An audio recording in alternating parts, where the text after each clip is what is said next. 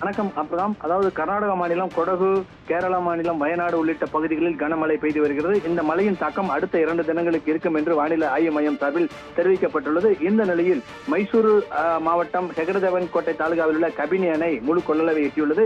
இந்த அணையின் மொத்த கொள்ளளவு 84 அடி ஆகும். தற்போது 84 அடி தண்ணீர் உள்ளது. அணையின் பாதுகாப்பு கருதி அணைக்கு வரும் நீர் அனைத்து முழுமையாக வெளியேற்றப்பட்டு வருகிறது. சற்று முன் நிலவரப்படி கபினி அணைக்கு நீர்வரத்து 50,000 கனஅடி உள்ளது.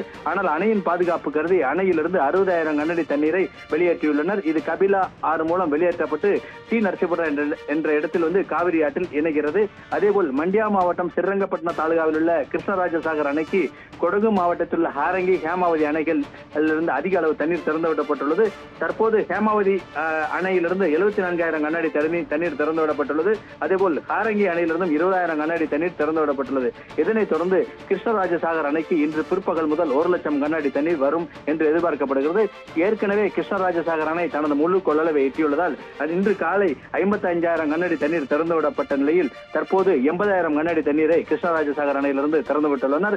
இது பிற்பகலில் 1 லட்சமாக அதிகரிக்கக்கூடும் என்று அங்குள்ள அதிகாரிகள் தெரிவித்துள்ளனர். மொத்தத்தில் இன்று மாலை முதல் காவிரியில் கிருஷ்ணராஜசாகர் மற்றும் கபினி அணைகளிலிருந்து சுமார் 2 லட்சம் கனஅடி தண்ணீர் திறந்துவிட வாய்ப்புள்ளது. தற்போதைய நிலவரப்படி சுமார் 1,40,40,000 கனஅடி தண்ணீர் திறந்துவிடப்பட்டுள்ளதுங்க. ஆபிரகாம்.